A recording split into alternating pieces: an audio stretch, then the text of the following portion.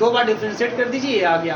अब हमको अगर निकालना है F1 तो यही इसी में 1 रख दो फाई की जगह पे, पहला आंसर आ जाएगा। हमको निकालना है Fi तो इसी में आप फाई की जगह आई रख दो, आपको दूसरा आंसर आ जाएगा। हमको निकालना है F' -1 तो तीसरे वाले में आप फाई की जगह -1 रख दीजिए। तो F' -1 is equal to 2πi और यहाँ पे फाई इक्वल टू -1 मतलब कि माइनस का 8 + 1 माइनस का 7 माइनस का 14 πi। ठीक है मास्टर, आंसर ला लीजिए। और फिर हमको निकालना है F" -i निकालना है तो एक डबल डैश वाला ये फार्मूला है। F" माइनस का i निकालना है तो देखिए यहाँ पे, अब यहाँ पे देखो फाई है ये नहीं है, फाई है ये नहीं है तो आंसर सीधे सीधे देगा 8 × 16 πi। हो गया खत्म, नोट कर लीजिए, बराबर है, सही है सर। क्वेश्चन है इस बार मत पूछना, ठीक है ना, हाँ इनका ताकि क्या जाए तो चलता रहेगा ऐसे ही। इसमें तो बहुत से क्वेश्चन हैं, 31-32 क्वेश्चन हैं। 22वां क्वेश्चन देख लीजिए। क्वेश्चन इन्होंने पूछा है कि अगर Fz बराबर यह है C0 प्लस का C1 z⁻⁻1 देन तब ऐसे केस में integration mod z is equal to 1 और 1 प्लस Fz अपान z और dz इज गिवन बाई। इसकी वैल्यू आपसे पूछ रहा है, आपके पास 4 ऑप्शन, पहला ऑप्शन 2πC1, दूसरा ऑप्शन 2π1 प्लस C0, तीसरा ऑप्शन दिया हुआ है 2πiC1 और चौथा ऑप्शन दिया हुआ है 2πi और 1 प्लस C0। ये 4 ऑप्शन दिए हैं। देखो क्वेश्चन है ना, बढ़िया क्वेश्चन है, ध्यान दीजिए। ये ऑब्जेक्ट दिया हुआ है C0 प्लस C1 z⁻⁻1, ये चीज़ है। तो यहाँ सर्किल है 1 रेडियस का, mod z is equal to 1 मतलब 1 रेडियस का सर्किल है, सेंटर कितना है 0 0, ठीक है ना। तो देखो यहाँ बेटा बहुत सिंपल, ये क्या है, यहाँ पर अगर मैं बात करूँ क्वेश्चन के सोल्यूशन की, बहुत ध्यान से समझने की कोशिश करिए। Mod z is equal to 1 या 1 प्लस Fz है और नीचे है z माइनस का 0 के पावर 1 और dz। यहाँ पे जो C है ना, C is the circle, mod z is equal to 1 radius का सर्कल है। तो जब 1 रेडियस का सर्कल आप ड्रा करोगे, इसका सेंटर 0 0 रेडियस 1, यही तो आएगा। तो ये जो z इज इक्वल टू 0 है वो यहाँ आ जाएगा, लाइज इनसाइड। अब इसको जब सॉल्व करेंगे बाई कॉची इंटीग्रल फार्मूला, वो मैं डायरेक्ट सब जब आपके एमसीक्यू क्वेश्चन करने होते हैं तो बहुत ज़्यादा नोटंकी मत करिएगा वहाँ पे। Direct by Cauchy integral formula 2πi, इस पूरे को मैं कैपिटल Fz नाम दे देता हूँ, 2πi और कैपिटल F ए तो लिखते हैं ना, 2πi F तो लिखते हैं, वो ना ऑर्डर का है ना, तो F ही लिखेंगे। तो इसका मतलब यह, इसका मतलब क्या, 2πi F मतलब क्या बेटा, यही ना भाई, z इक्वल टू 0 है यहाँ पे, तो F0, ठीक है ना। अब इसको निकालना है आपको, एक F0 निकालना है, ठीक है ना। अब F0 निकालना है तो यह हमारा जो Fz है, मैंने किसको बोला है, 1 प्लस Fz को बोला है, यही तो बोला है। अब 1 प्लस, अब ये क्या है, ये दिया हुआ है C0 और प्लस का C1 z के पावर -1 मतलब C1 अपान z, यही ना बोला है। तो ऐसे केस हमको निकालना क्या है, हमको निकालना है F0। तो F0 मतलब कि z की जगह 0 कितना हो जाएगा भाई, ये तो इनफाइनाइट। ऑप्शन क्या है, ये तो और परेशान किया, Fz C0, ऐसे में तो यह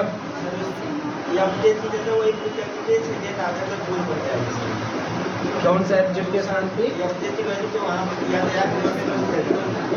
ए, लेकिन 1 सेकेंड ऑर्डर का कौन,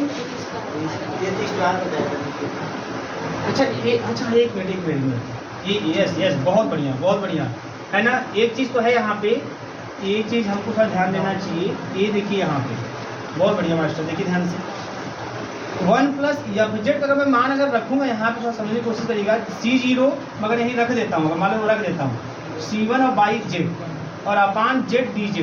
देखो हाँ, ये चीज़ ध्यान देना चाहिए। Mod z is equal to 1, z अगर एलसीएम ले लें तो z प्लस का C0 z और प्लस का C1 अपान z स्क्वायर हो जाएगा। जेड स्क्वायर मतलब जेड माइनस जीरो का स्क्वायर हो जाएगा। अब ये फंक्शन हमारा ऐसे में कन्वर्ट हो जाएगा, है ना, वैसे बाई जेड तो नॉट डिफाइंड नहीं लगता। अब ऐसे केस में अब ये हमारा एफ जेड हो जाएगा, ठीक है ना। और यहाँ पे Z is equal to A is equal to zero आप is pole of second order का पोल है। तो क्या फार्मूला होता है 2 पाई आई एफ डैश, मान लीजिए अब जो स्मॉल एफ जेड तो है, स्मॉल कैपिटल एफ, इसको कैपिटल एफ जेड ही मान लीजिए। तो F dash Z F dash A F dash A. तो अब एफ जेड हमारा क्या है, एफ जेड है हमारा जेड प्लस का C0 जेड प्लस का C1। तो यहाँ पे अगर हम इसको पहले डिफ्रेंशिएट कर लेते हैं, एफ डैश जेड डिफ्रेंशिएट कर लो, जेड का 1 प्लस का C0। अब यहाँ कुछ रखें, अगर जेड के साथ में 0 रखें तभी 1 प्लस C0 ही आएगा। तो ये हो जाएगा आपका 2 पाई आई और 1 प्लस C0 2 पाई आई। ये सही ऑप्शन, ठीक है, नहीं गलत दिया, सही ऑप्शन, वेरी गुड। ये बहुत बढ़िया मास्टर, बहुत अच्छा सोच लिए। नहीं सही, ध्यान दीजिएगा, हमको इसमें पढ़ना है ना, टेलर सीरीज पढ़ना है और लॉरेंट सीरीज पढ़ना है, ठीक है, ध्यान समझिएगा। यहाँ पे हमको पढ़ना है यहाँ पे टेलर सीरीज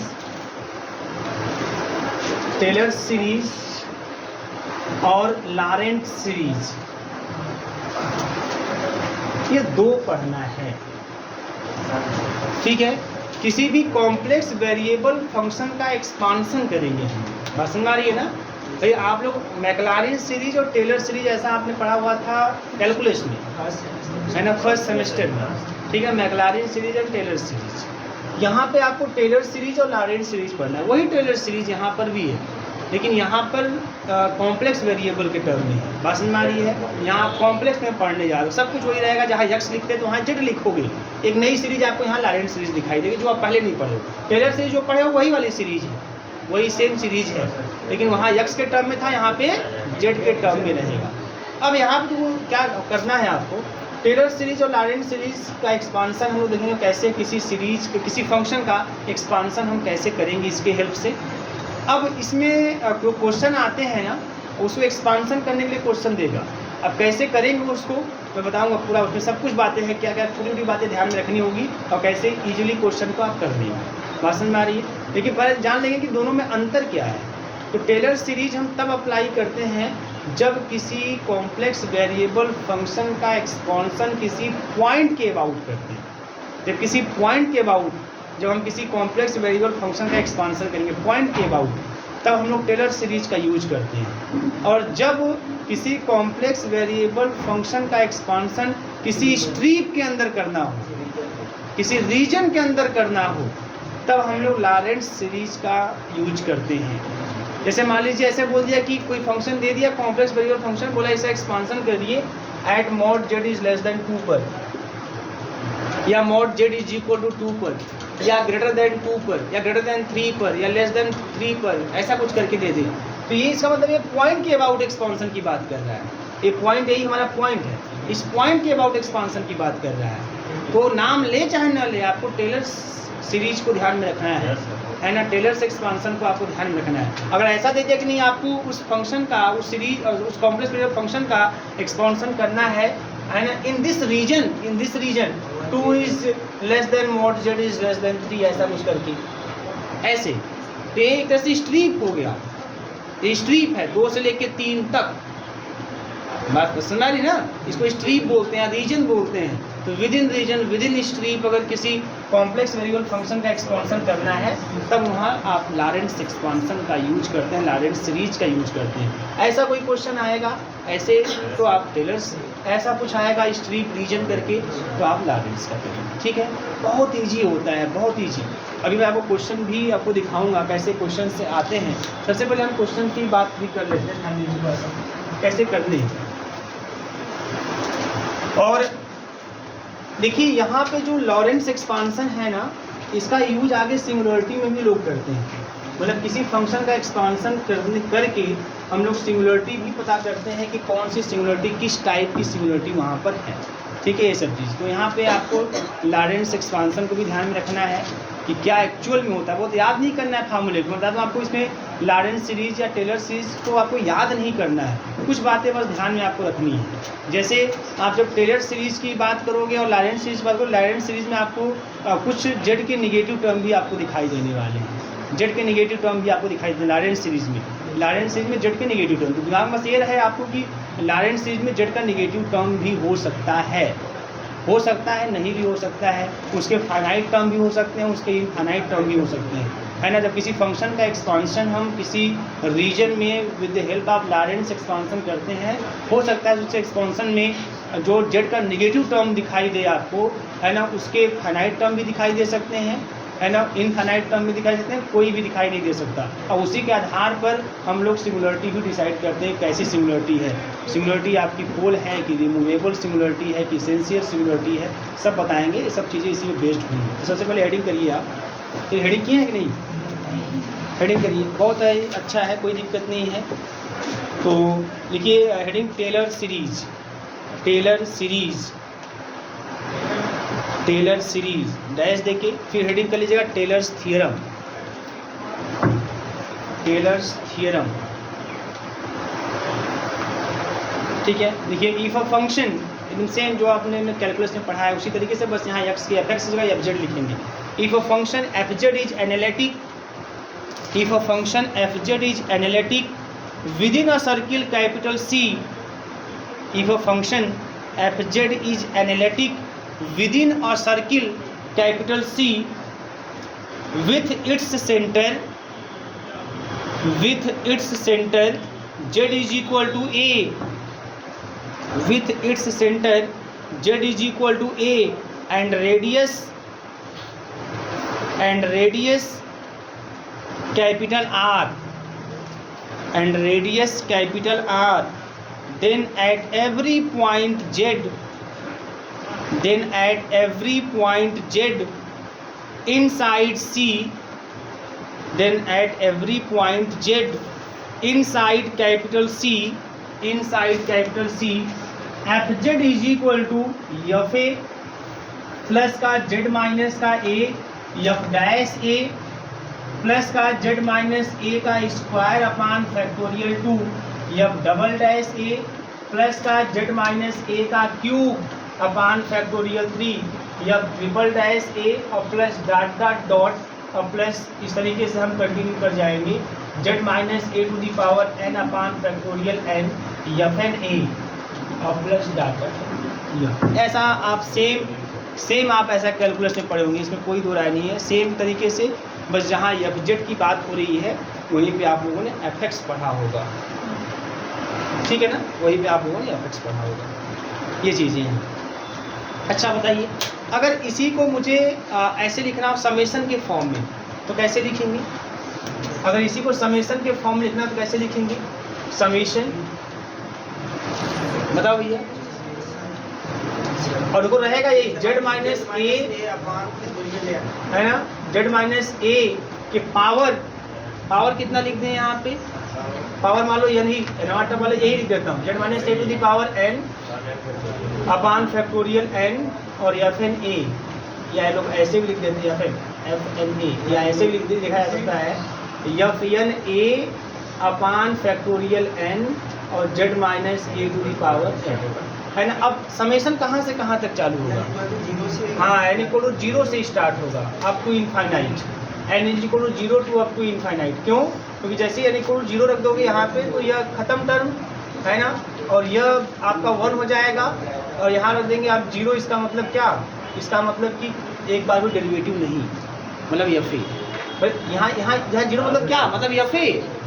अब कन्फ्यूज मत होइएगा, जब एफ के यहाँ 1 लगाएंगे इसका मतलब फर्स्ट डेरिवेटिव, और 0 मतलब कि कोई डेरिवेटिव नहीं, मतलब खुद फंक्शन मतलब कांस्टेंट टर्म एफ ए, ऐसा हो जाएगा। और फिर चूंकि अब अगला प्लस समेशन में प्लस फिर n इक्वल टू 1 रखेंगे तो z माइनस ए के पावर 1 मतलब ये आ गया, फिर यहाँ फैक्टोरियल 1 की वैल्यू 1 होती है और यहाँ 1 मतलब वही डैश, है ना, फिर 2 रखेंगे तो फिर आपका यह हो जाएगा z माइनस ए का स्क्वायर अपान फैक्टोरियल 2, एफ 2 ए मतलब एफ डबल डैश है, ऐसा। तो ये होता है टेलर्स सीरीज, बात समझ आ रही है यहाँ पे? तो ये आपका प्रूफ में देखिए हम यहाँ पे प्रूफ में, ठीक है। तो प्रूफ में पहले एक लाइन बोल देते हैं कि उसके बाद में इसको प्रूफ में जाता है। बहुत सिंपल प्रूफ है, मैं एक कराऊंगा, लॉरेंस वाला को ऐसे ही कर लीजिएगा, ये दिक्कत होगी पुराने वाले में भी है, आप देख लीजिएगा क्योंकि बहुत मतलब नहीं है। लिख लीजिए हल्का सा पहले, let z be small z, let small z be any point, let small z be any point inside circle C, inside circle C, capital C. ठीक है, draw a circle, draw a circle C1, capital C1 with centre, with centre at small a, with center at small a and radius smaller than that of, and radius smaller than that of capital C, मतलब जो C1 circle का radius क्या होगा, capital C circle से कम होगा। ठीक है ना। आगे लिखिएगा